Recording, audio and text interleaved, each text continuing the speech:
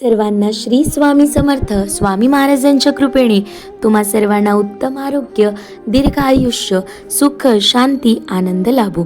तर आजचा हा माझा संध्याकाळचा छोटासा व्हिडिओ मी तुमच्याशी शेअर करत आहे. जसे आपण सकाळी देवपूजा करतो, देवाला प्रार्थना करतो, त्यासोबतच संध्याकाळी सुद्धा आपण दिवाबत्ती करून देवासमोर प्रार्थना करत असतो. तर आज मला कामानिमित्त थोडं बाहेर जायचं होतं.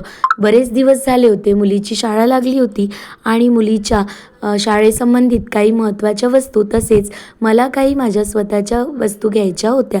म्हणून मी आज थोडं लवकर झाडपूस केली, म्हणजे संध्याकाळची जी आपली झाडझूड वगैरे असते ती पटापट थोडी आवरली आणि मिस्टरांची वाट पाहत बसलेली होती, कारण त्यांच्यासोबत मार्केटला जायचं होतं मुलीला घेऊन. म्हणून दिवाबत्ती वगैरे केली आणि मी सध्या जे आहे 3 दिवसाचे तारक मंत्राचे अनुष्ठान सुरू केलेले आहे. अत्यंत प्रभावी अशी ही सेवा आहे आणि ती मी सायंकाळला करते, कारण सकाळची वेगळी पूजा असते त्यामुळे.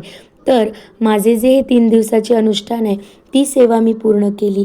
त्यानंतर बाहेर जायचे होते, म्हणून बाहेरून यायला वेळ होईल, तर आधीच मी जो आहे आता स्वयंपाकात आज मी फक्त काकडीचे थालीपीठ केले होते, कारण सकाळचा स्वयंपाक माझा थोडाफार उरलेला होता, म्हणून थालीपीठ काकडीचे करून घेतले होते.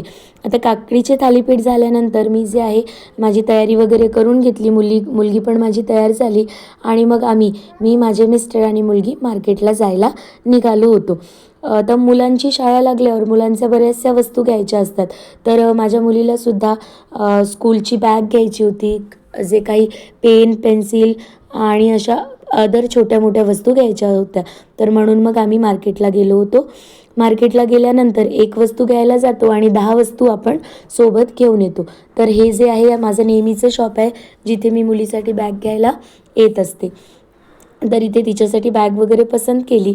त्यांनी माझ्यासाठी सुद्धा एक सुंदरशी हँडपर्स दाखवली होती, पण मी माझा मोह आवरत ती हँडपर्स जी आहे बाजूला केली, कारण बरीचशी खरेदी इथे करायची होती आणि महत्त्वाचं म्हणजे मुलीचं घ्यायचं होतं. तर त्यामुळे ती बाजूला ठेवून मुलीसाठी बॅग घेतली. त्यानंतर मग लोणचं टाकायचं होतं, तर मार्केटमध्ये छान आंबे आले होते, तर म्हणून मग इथनं 2 किलो जे आहे आंबे घेतले आणि ते तिथनंच फोडून घेतले, कारण घरची जी आंबे फोडणी होती ती मागल्या वर्षीच तुटलेली होती, त्यामुळे किलोप्रमाणे जे आहे इथूनच फोडून घेतले. यानंतर मुलीला अलार्म वॉच घ्यायची होती, सोबतच पाऊच, पेन्सिल आणि पेन वगैरे अशा वस्तू घ्यायच्या होत्या.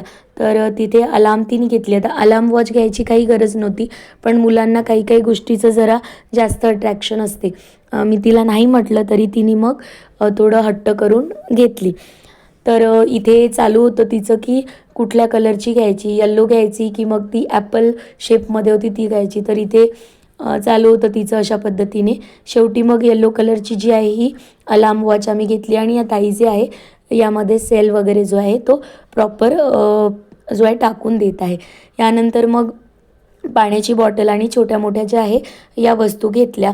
आता या वस्तू घेतल्यानंतर मग आम्ही रस्त्यातून जात होतो, तर रोडवरतीच एक छान गुळपट्टी मिळत असते, म्हणजे गुळाची, शेंगदाणा गुळाची जी पापडी असते. कधीही आम्ही बाहेर गेलं, काहीही घेऊ, कुठेही जाऊ आणि कितीही वेळ झाला तरी आम्ही काय करतो, पाणीपुरी घेऊन येत असतो, कारण माझ्या मुलीला आणि मला दोघींनाही पाणीपुरी आवडते.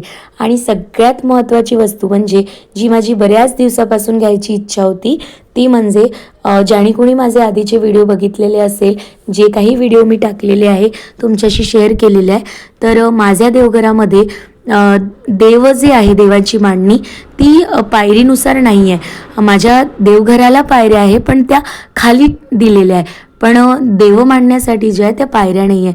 तर असं म्हणतात की देवाची जी मांडणी आहे देवघरात ती पायरीनुसार करायला हवी.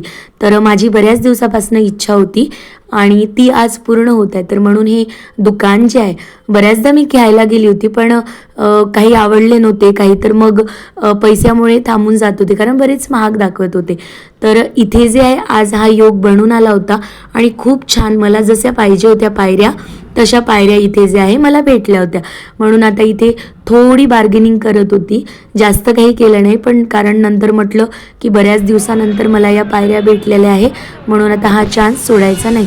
तर म्हणून थोडेफार पैसे कमी करून जे आहे आता इथे घ्यायच्या वेळेस एक प्रॉब्लेम असा झाला होता की मंदिराचं माप पाहिजे होतं आणि मंदिराचं जे मोजमाप करून मी आलेली नव्हती, कारण आम्ही हे पायऱ्या घ्यायसाठी म्हणून मुळात आलेलंच नव्हतं. पण इथे शॉप मिळालं, हे दुकान लागलेलं होतं, त्यामुळे मग इथे आम्ही घेतलं. तर ते काका मला सांगत होते की ताई तुम्ही उद्याला या, माप घेऊन या किंवा मग मी तुमच्याकडे येते, कारण आमचं घर इथनं जवळ होतं. पण मला जराही धीर नव्हता, कारण साधारणतः 1-1.5 वर्षापासून मी वाट पाहत होती की मला या पायऱ्या घ्यायच्या आहे.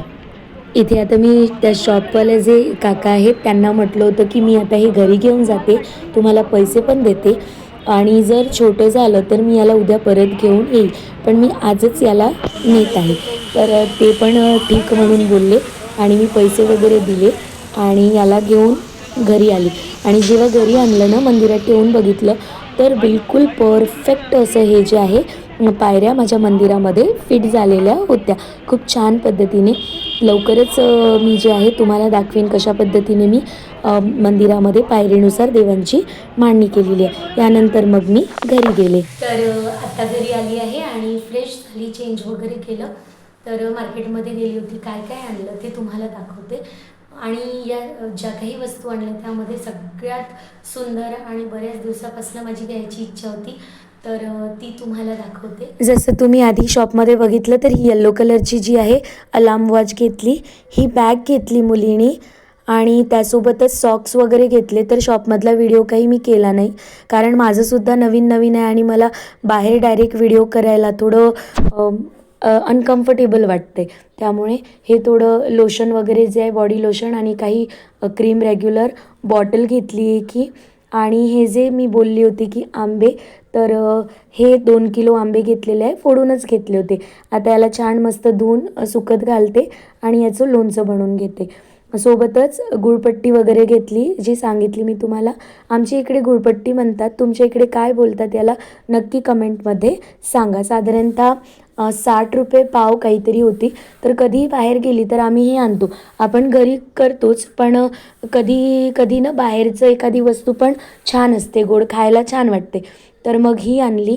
आणि बाकी पाणीपुरी वगैरे आहे तर ती आता तिच्यावर मस्त ताव मारणार आहे आम्ही. अशा पद्धतीने जे हे बाकीचे सर्व वस्तू मी ज्या आहे त्या आणलेल्या आहेत. तर आता इथे मिस्टर आले होते, ह्यांना म्हटलं की हे सर्व वस्तू थोडं घेऊन जा, कारण वेळ झाला होता आणि मग जेवण वगैरे करायचं होतं थोडंसं. आणि उद्या दुसऱ्या दिवशी जी आहे मुलींची शाळा पण होती. त्यामुळे आता तुम्हाला सगळ्यात महत्त्वाची जी आहे ती वस्तू, जी व्हिडिओमध्ये तुम्हाला दिसलीच आहे, तरीही जवळून थोडी मी चांगली तुम्हालाही दाखवते. तुम्ही पाहताय तर या आंब्याच्या फोडी आहे, ज्या मी स्वच्छ पाण्याने धुवून घेतलेल्या आहे. कॉटनच्या कापडनी पुसून छान यांना कॉटनच्याच कापडावरती छान सुकत ठेवलेले आहे फॅनच्या हवेमध्ये. दुसऱ्या दिवशी मग थोडं उन्हामध्ये यांना सुकत जे आहे ठेवेल आणि मग मीठ आणि हळद टाकून साधारणतः 1 किंवा 2 दिवस यांना मुरू घालून देईल, म्हणजे जे हळद आणि मीठ आहे त्याच्यामध्ये. आणि नंतर मग जे आहे लोणचं टाकेल याचं. तर अशा पद्धतीने जे आहे हे असं मी करत असते लोणच्यासाठी. जे भली मोठी आहे, तर माझं मंदिर मोठं आहे, त्यामुळे एवढं मोठ्या ज्या आहेत पायऱ्या त्या मंदिरात लागणार होत्या. तर ही माझी खूप दिवसाची इच्छा होती की मंदिरामध्ये पायऱ्या घ्यावं, कारण देवाचं जे आहे पायरीनुसार देव ठेवायचे असतात म्हणून. तर ही बऱ्याच दिवसाची इच्छा जी होती ती आज पूर्ण झालेली आहे आणि खूप छान आहे.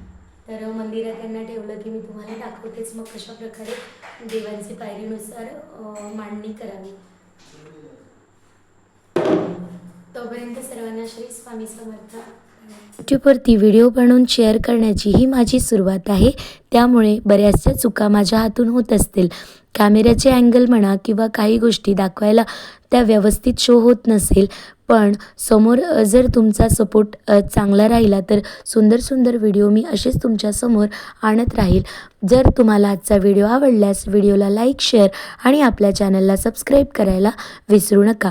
आणि हो, जर तुम्हाला माझं डेली रुटीन पाहायला आवडेल तर कमेंटमध्ये नक्की सांगा, ते मी नक्की दाखवण्याचा प्रयत्न करेल.